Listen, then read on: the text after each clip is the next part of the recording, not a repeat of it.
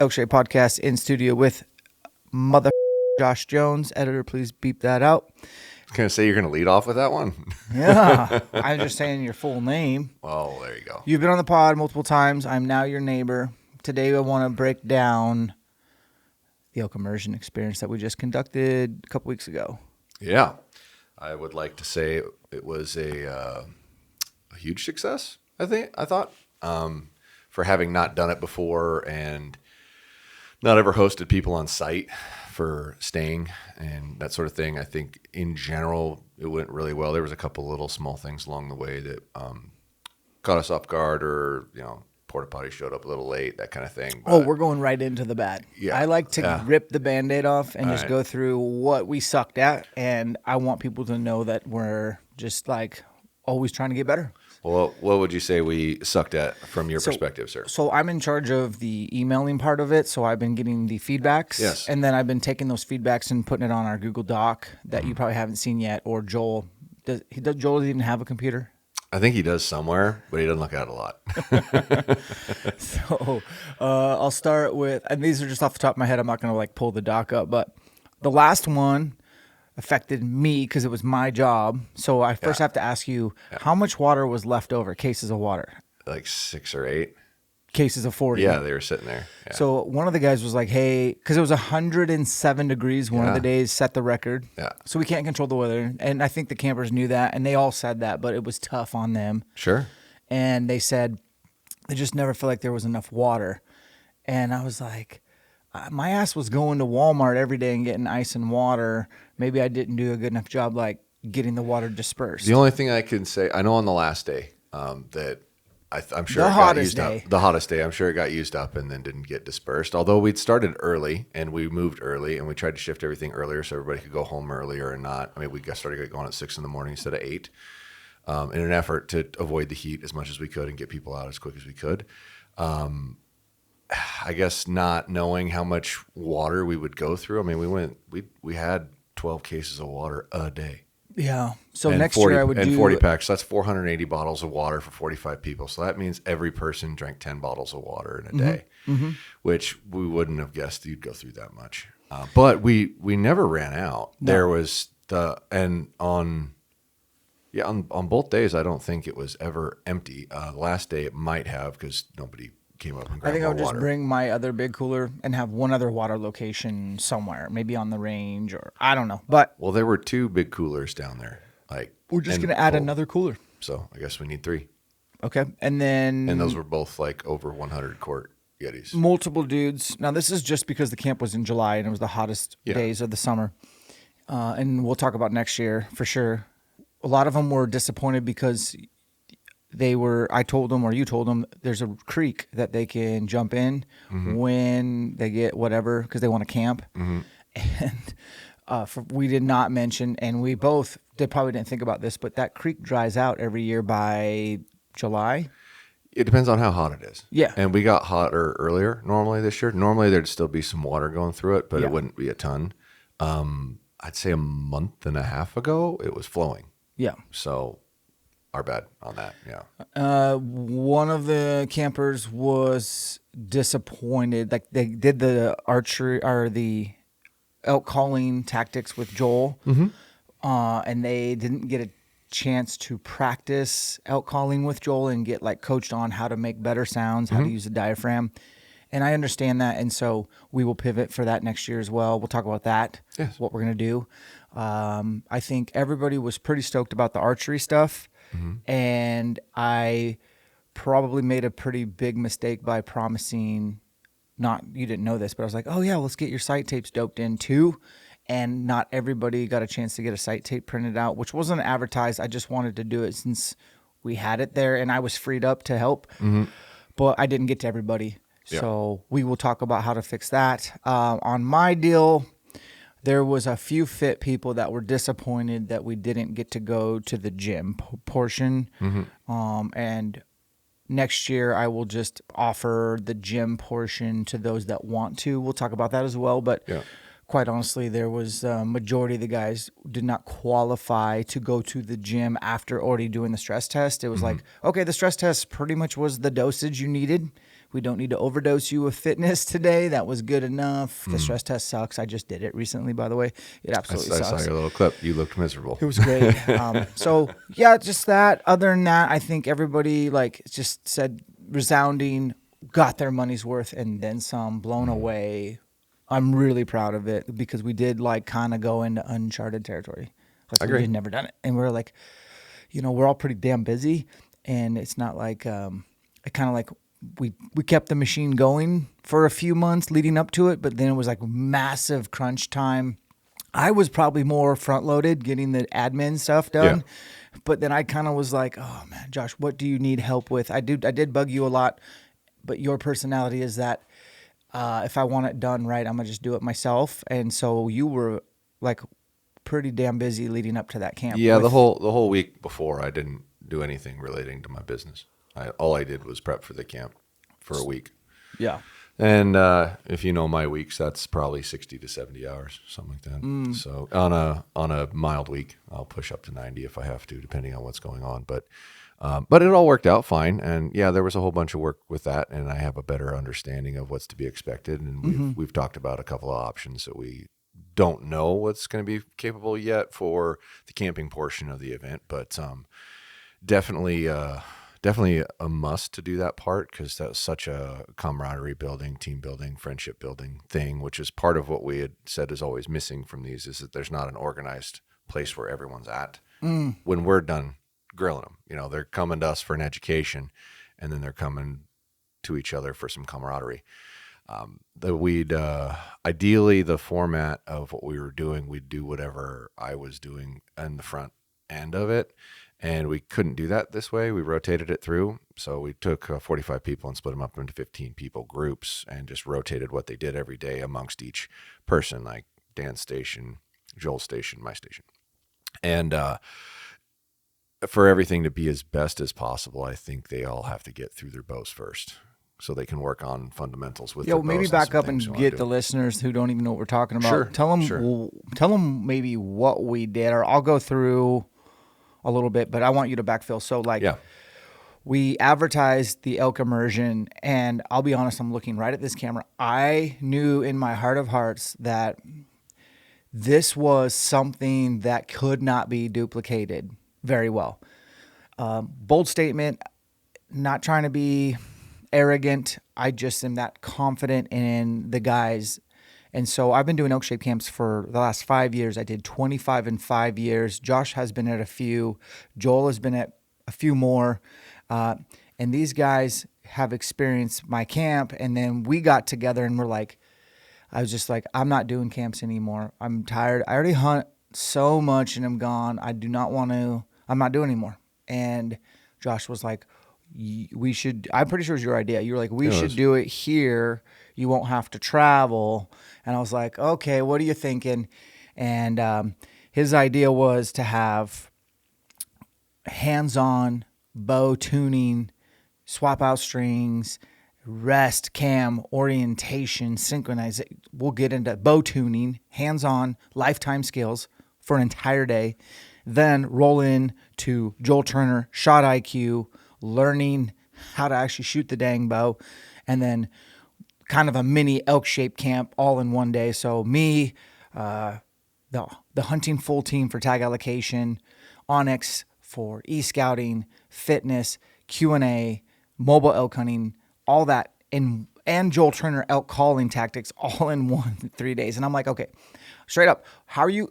Anybody out there wanting to copy us or is doing camps, I think you should do them. I'm here for it, but I am confidently saying that cannot be duplicated. Yeah, I mean, I'd like to see somebody be able to actually functionally do what I did over that time period. That'd be really hard. And this all came about from the last camp that I had gone to with you. I left a little frustrated, not at you, but that I couldn't really help these people. Which camp was that? What state? San Diego. Okay, California. Yeah. Shout out to Chris Cook. Yeah. Got it. Okay. Yeah, so that one, I'm coming back and I'm like, I don't get nearly enough time with these people to make a difference, because I can identify what's wrong. I can help them fix it. And 9 times out of 10, it's a length fit, it's a peep position, it's a bow's not tuned right, etc. And trying to resolve that one-on-one through a group in like an hour or two is very difficult to do. And so in my envisionment, Gosh, if I you just rip had a the, memory, Josh. I have to go interrupt ahead. you. So Yeah. at that camp, so this was a while ago. Yeah. There was this dude. He was a cop. He was short. He was thick. Yeah. He was Napoleon-esque. he was just a stacked dude. He's a black dude from California. Had his beat down there. Newer cop. We shot through paper in front of you, and I know I just remember this. His tear was like. It was like a brand new butcher paper, and he like his Cut it in arrow was half. so bad, he's like damn near cut it in half. And then you're like, "Give me your bow," and you shot his bow, Yeah. and it was like the most perfect bullet hole. And I just remember thinking, okay, yeah, like you probably need to spend some time with this guy on just 101 mechanics. You know what I mean? Yeah. Where What you are didn't you have doing? the time to do that. Yeah. What are you doing that's creating this? And that's all part of, when we go through individually with somebody at the shop and build them a bow and work through all that stuff, right? Well, I figured the number one thing we could do to improve it the best is actually take their strings off, put their strings back on, reset everything up. And if you're going to do that, why not teach them how to do it instead of you doing it while they watch you do it? So my premise was get 3 of them in a group, go through the first one really slowly, and work through each group with each person. Everyone's doing the same steps as we go. You follow a step-by-step program on how to do this correctly. And then by the time you get to the second one, and it worked, I was guessing whether or not this would work right. And honestly, I was a bit stressed on the day or two prior when it was becoming real. I'm like, what if I'm off by a lot on what I think I can do here? And I got a little nervous, and Michael had the day off, and he's like, hey, you want me to come help you for a little while? I'm like, well, yeah, sure. If you're not doing anything. And he came and helped for like 3 hours. So my brain was a little more comfortable with, okay, there's another person here if I can't get through this quick enough. But, and he was super helpful, and I'm grateful that he did. But day 2 and day 3, I didn't have anybody's help, and it didn't change the flow or anything, which was cool.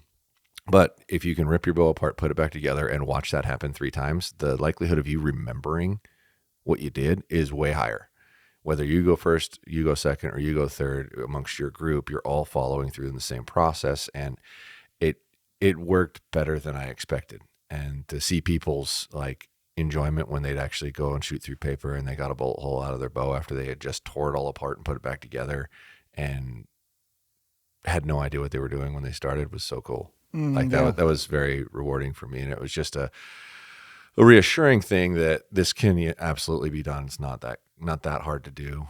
But going forward, we may try to do all that on one day and just have more me bring in people that I've trained over in the past that are close to me and see if I can get them to come in and help. And I'll oversee that and make sure all of it goes well. So everyone's bows are rebuilt and retuned and ready to go before you start working on fundamentals of how to shoot, etc., and just have like one big banger day where everybody's doing it together. Now that would be like 15 workstations instead of 5, but I still think it's probably manageable. And we'd just do it in the shop when we're closed and like take the whole indoor range and have 15 workstations all set up and everybody's just doing it.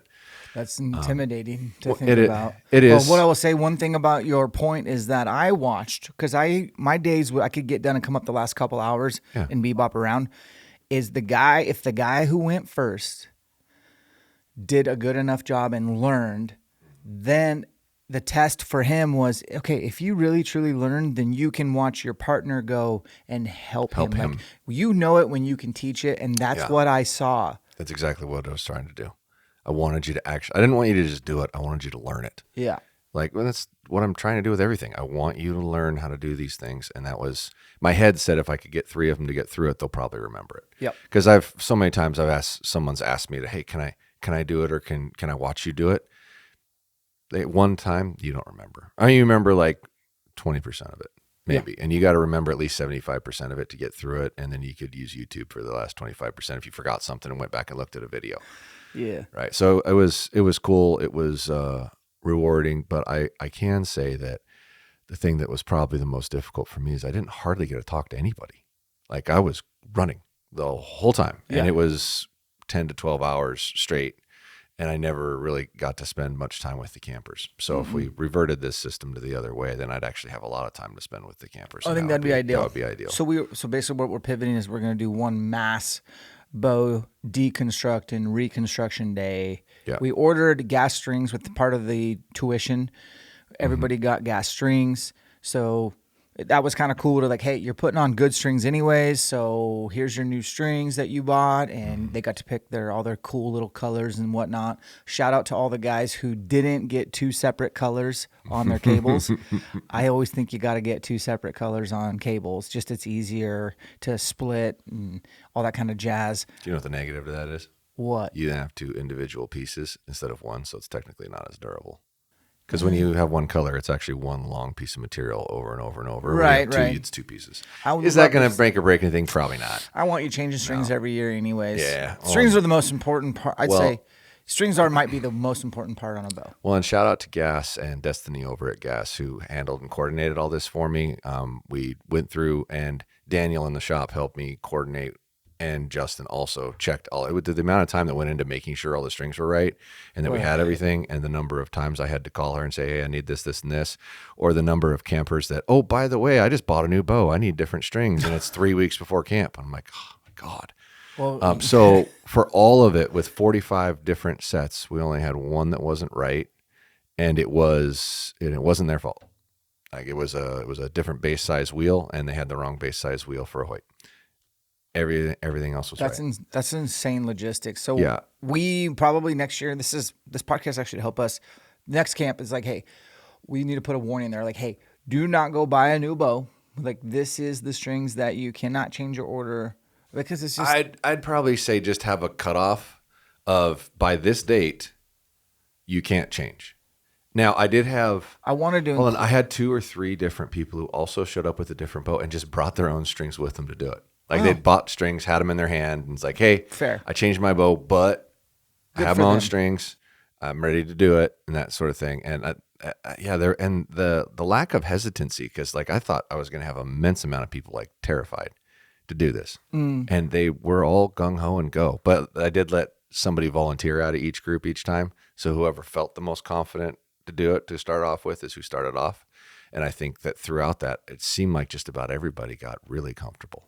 I would like the next year's camp or camps.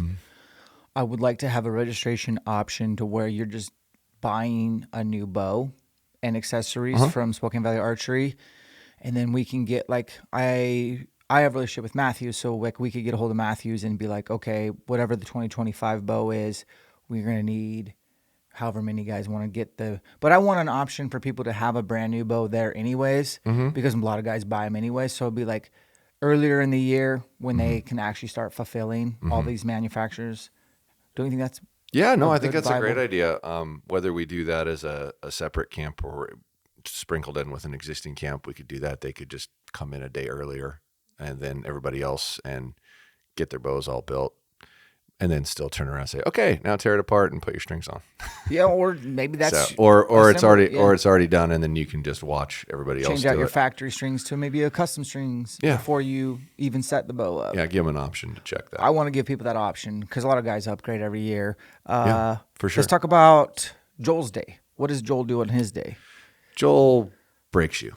No, so I didn't get to see what he went through. I know what he normally does. You might have caught more of a glimpse of it than I did. I know. Not really. I know in the morning we did our little cold bores and stress, and the whole premise of this. And people like will look at this and go, "Why that? Why I would never do that?" It's like, well, you don't understand. You're putting yourself in a stressful situation that's realistic. Like your heart rate's up, you're nervous, you're shaking, people are staring at you. The same thing happens when an animal walks in front of you. It literally is. It's identical unless you've done it 50 times. And then when you get to that point, which, you and I are both at that point, you don't really freak out unless you see the biggest bull you've ever seen in your life. And then you go back to that little kid who's just like, oh my God, I can't hold anything. I never was bothered by it nearly as much as like my old man. And for how many times as my old man shot an animal, like tons, he's still freaked out like crazy. That's cool. But the reality of it is you need those stressful situations. You need that experience to have a better idea what it's like, and then perform under it. And then go, oh my God, I missed the whole target. I might need to put myself in this situation more oftenly so I get used to it. Because that's the reality of these things, right? If you're not putting yourself in a stressful situation, if you're not shooting under duress, You think you're not going to be hustling your way up a hillside and a bull pops out and you're going to sit there, oh, I need my heart rate to go down for 2 minutes before I pull my bow back. You're going to try. Anybody telling themselves any different is just lying to themselves. You are going to put yourself in that situation. And part of what occurs is that part of having Joel standing in front of you, criticizing you, pointing out all the crap that you're doing wrong in front of everybody is that. But he teaches you how to actually execute correctly, which is so overlooked and so important. Like, it's crazy important. I've never watched more people in my life feel authentically like changed in what they do. And I've never seen somebody or heard somebody present better. He is awesome. He is critical to anyone who especially struggles with how to fire your bow correctly or target panic or whatever you want to call it. He sniffs it out like crazy and will point out what you're doing wrong and make you a better shooter in that regard. But there is one part of this that I've always wanted to add and have into this, granted, this is all going to be an evolution, right? But some form and fundamentals would obviously be really positive, and hopefully we'll have somebody lined up for that in our new format.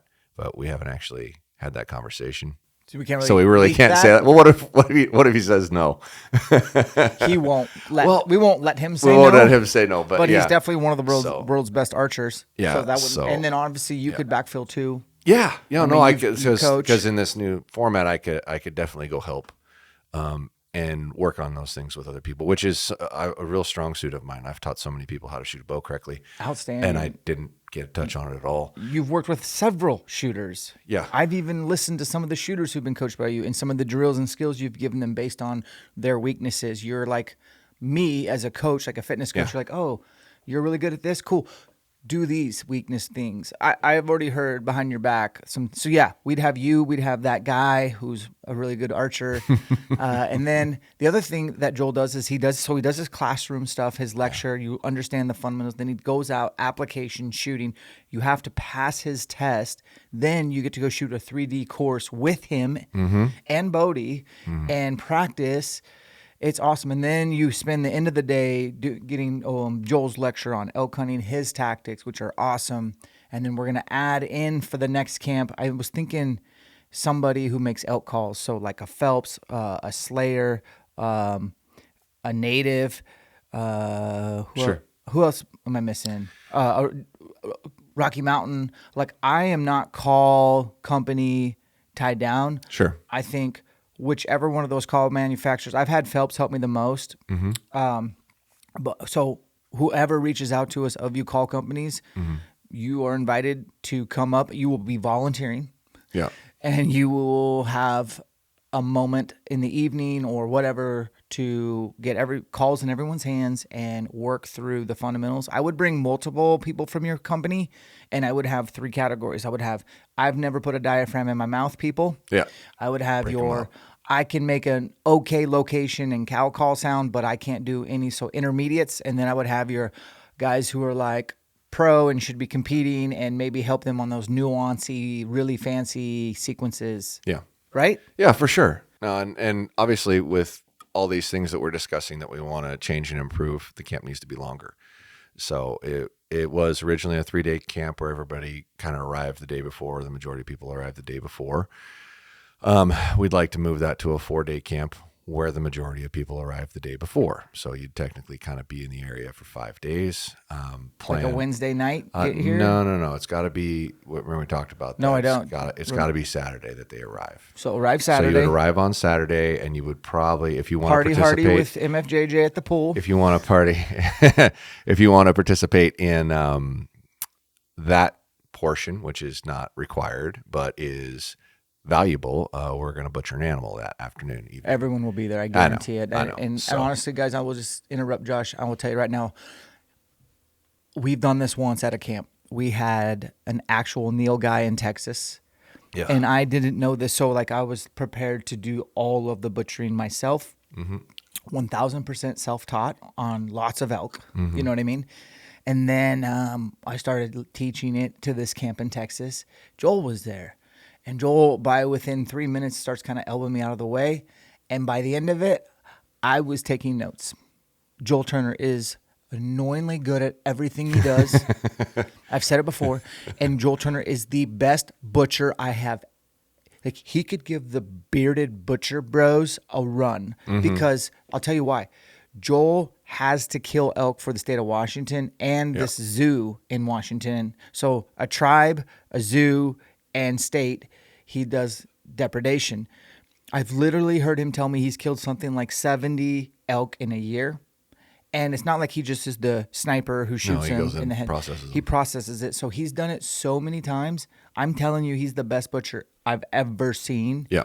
And so we're going to get an animal. We're thinking a moo cow. Well, I might do a moo cow. We'll see. I've got to talk to who's going to, I haven't talked to him yet, but who we're going to take that animal, process it, and what's the neighbor's name in the red barn? I can get one from Floyd for sure. Hey, Floyd. But it would be cooler if it was an actual, like an elk or something like that. True that. That would be really cool. We'll I've got a connection or two on that where I might be able to work something out for that, because I know what a moo cow will cost me. But I also got to talk to the guy who's going to do the cooking and get an idea of, hey, it's this many people, this many days. How much do you really need? Yeah, so I'm basically going to give you. Is that enough? Just tell the guys who did the first one, thank you. You are our guinea pigs, and you also got like the best deal ever. It will never be that price again because we didn't make any money off this first one. But we understand now that we need to kill an animal. Yeah. Or we need to butcher one. Yeah. And we need to hire someone to do all the cooking. Yeah. So that we're not eating Jimmy John's every day. Yeah. And so we're going to cut it up in front of you. You're going to learn that valuable skill, and then we're going to have a chef or a probably Jake Webb's brother who does catering. What's his? I don't know his name, but Jake Webb. He does a really good job. We're getting a hold of your brother, and then we're going to have food catered all weekend long so that we're not worried about that. We're focusing on the experience. Yep. So then Sunday would be the day, the mass. What are we calling it? The mass bow builds? Yeah, the Mecca of bow building. I don't know, something like that. 40 or 15 workstations? Yeah. Bro, we bought 5 workstations. Yeah. At your pricing, dealer pricing, and that was like over $15,000. Yeah, it's a lot. But I also had an immense amount. $30,000 more? No. So I have a plan for that. Okay. That isn't going to cost us. Okay. As our group. Multiple people were like, "Can I buy this? Can I buy this?" So I'm going to put together 10 that are for sale. If they don't sell, they don't sell. They'll sell. So, but the 5 that we originally own now will maintain, and if this works well, we'll just throw 10 of them together. Break down your kit real quick, like Micro Machine style. We had easy grain presses, Madra board, floor stands, custom made table plates to hold all the fingers. There's 2 different sets of fingers on top of the stock ones that come with it. We had to have for that. Magnet trays, loop pliers, multiple Allen wrenches, spade wrenches, individual wrenches, Baker floor stands. RS floor stands, levels, like literally everything like an entire workstation, like an employee would have in their workstation. I put together 5 of them. I would just tell you guys right now, like Josh, you need to have all those available to sell. And I would encourage everyone at the next one, don't fly, drive, bring your truck and load your station. You will be set for life. I have one of our workstations here right now. Mm-hmm. Oh my gosh. I mean, so much faster. Yeah, and this will be the setup you learned on, and then you go home. Everything will look familiar. Yeah. Okay, so then mass bow building. What are we doing in day 2? Well, day 2 we would flip over into a rotation like we did, because the sequence of the rest of it I don't think is as big of a deal. I really don't. So we would have a day where you're with Joel, like you have now. I would like people to be with Joel before they do the official stress tests. Because my first group, that was my only group that didn't have Joel, part of my stress test was the very last shot. You're a 10, 12, 15 minutes in. You've done 3 hill climbs with a backpack on. You now hold the bow back for a full minute, which a lot of guys can't even do. Mm-hmm. And then we say green light, shoot the elk. Mm-hmm. And it's like, green light, pap. And I do not want that hardwired in their brain. I want them like, green light, and then they go through their get into the aiming room, get out of the aiming room, address the trigger, tell yourself, here I go, talk yourself through the shot. So the first day, guys, was all trigger punching, and I would like to not hardwire bad habits. Well, that might be an issue depending on, unless we could do stress tests at the end. Yeah, that'd probably be wiser, I would think, just because they've been given tools. Yep. Now execute the tools Yep. and see how you perform. It's great place to like prove to yourself Or- that you've cured your. Or Joel's got to have like a lecture with everybody up front that covers that. Yeah. One of the two. But I would think one of the two, either we break it up that way or do it at the end. And so we also talked about like the gym portion being, we'll do like a mass workout in the morning optional before the start time. So if those that want to, or more fit or want to get like, I'll conduct some optional workouts. Obviously I'll have some non-optional workouts that I want everyone to like run through some sequences, just how to train to get in shape for elk hunting, including the stress test. We'll still have the opportunity to have Hunting Full, Jared Lyle, and his team. I just, their lecture's so important on how to actually get an elk tag, tag allocation, and play the game. Onyx coming in and showing how to use their tools so that you can e-scout and not e-scout like a jackass, which is where you drop all these waypoints, and then you get there and you don't even know what these waypoints mean. Or you e-scout and you're like, oh my gosh, I'm going to go here, I'm going to go there. And then when you get there, you're like, you get a reality check that it's a little bigger and steeper and further than you thought. And your e-scouting plans don't mean anything because you can't even do half of them physically. Right. So that, and then I'd like to go over like my lecture that I didn't get to really do in front of everybody, like in the evening, present maybe a film from the year prior, as well as mobile elk hunting tactics, public land elk hunting tactics, and then of course, big time Q&As. We talked about maybe getting a hold of Livesay. Yeah, we'll see if we can work that out because he's such an e-scouting nerd. But we'd like to do in the evenings over dinner, like formal sit-down lecture kind of things. Everyone has their food, sit down, eat, listen. And have that every night. So the days would be longer, but it would also be surrounded with food. Livesay would be a great one to have in that. But we're going to offer more information, more knowledge, more legs of this than we were before. So it's going to be a little more expensive because of that, because we have to pay more people, right? But it's a ton of value there, Josh. Yeah, so. And we're working on. You're still going to camp, but might look a little different than what originally was set up there, but we'll see if we can work that out. And you've mentioned on video, so I'll say it, like we are going to open up one registration at a time. Yes, yeah, we'll open one at a time. And we're assuming that the word will get out that these are pretty legit. And then when it does sell out, I think it will, like this last one sold out in 2 days, we will potentially set up another one. Yes. But first, we're going to focus on one at a time. But I'm saying we're not closed-minded to doing more than one in 2020. Yeah, 100%. But they're all going to be here. You got to come to us. We just have too good of a setup. Yes. So, and that's your fault. Thank you. I mean, I love the property, the place to camp. I'd like to get Peaks a little bit more involved next year and have them provide teepees so that people can actually spend the night with the floor, the nest, all that stuff. If it's hot, take the tarp off and have just the nest up. And like, if you want to buy it, you can buy it right there. If you don't want to buy it, cool. Just working with more we just need more time to plan. But it's funny doing 25 ElkShape camps and now one Elk Immersion. It's like there's still so much more low-hanging fruit that to grab and make it even better. Yeah. And that's our personality. It's just nothing's ever good enough. So we will just evolve this thing. Well, everything in life should be looked at that way. I mean, do it better the next time than you did it the last time, and pick something out of it. It's like, how can I do this part better? How can I do that part better? And always improve. That's what you should be doing as evolving as a human. When do you think? So this podcast is September 30th. Right now, I probably lost 20 pounds at the time of this recording. Yeah, I'm probably look like death warmed over.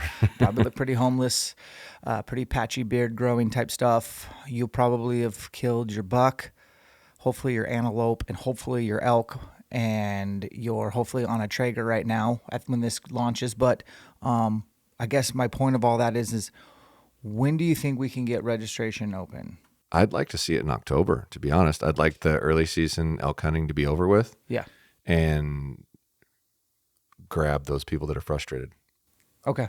Would be ideal. So I would say that's a good timeline to have for the first opening of camp and see how fast it goes. And if it goes fast like the last one did or gets filled up like the last one did, which it should, because it's insanely valuable and no one's offering what we're offering and no one's creating what we're creating, and the education and knowledge that you'll get from it is immensely valuable. I don't know how it won't, but we'll make the decision on the second one after the first one goes and start and tease it a little bit ahead of time, you know. And speaking of teasing a bit, I think what we're going to do is, so right now, Jeff in the other room, Jeff Dodds, is editing, and he's going to make 3 videos. It's going to be Elk Immersion Day 1, Day 2, Day 3. And each day will be like a highlight reel of what they did at your station, on Joel's station, my stations. And I told him, take your time on these edits, and we're not going to publish them until registration is figured out. So I think in October, these videos will be ready. This pod will have dropped. We'll have registration open. We're going to do it on podiumarcher.com this year instead of ElkShape.com. And the reason why is because Josh volunteered, and I'm going to take him up on that because it's a lot of admin work. And so we'll do the registration. We'll figure out the new price. Yeah, it's not going to be cheap, guys, but I promise you we will over-deliver. You will get literally more bang for your buck. Yeah, well, and when you're looking at that price, just remember you're not paying to stay anywhere, and you're not buying food. Like, we're providing that for you. I haven't decided if we're going to do the breakfast or not, or if people are going to be on their own for that, but we're going to take care of your food, and we're going to take care of your place to stay. So you just show up. Simple be as ready that. to learn. And you spend a lot of money on that when you're thinking about that. So it's immense. You're going to probably meet a cohort of new friends that are lifelong, either hunting partners or just people that you know, the connections. Like I tell everybody at camp, look around. This is not the time to be introverted. These are the best people in the world that have so much in common with you. Do not be introverted this week. The next couple of days, be outgoing, and you're going to make new lifelong friends. Well, and the number of people that had said, this was amazing, this was awesome, you guys were phenomenal, but the most valuable thing was getting to spend this time with these people. Mic drop. Yeah. All right, finishing up this pod. Josh, what's your, it's September 30th.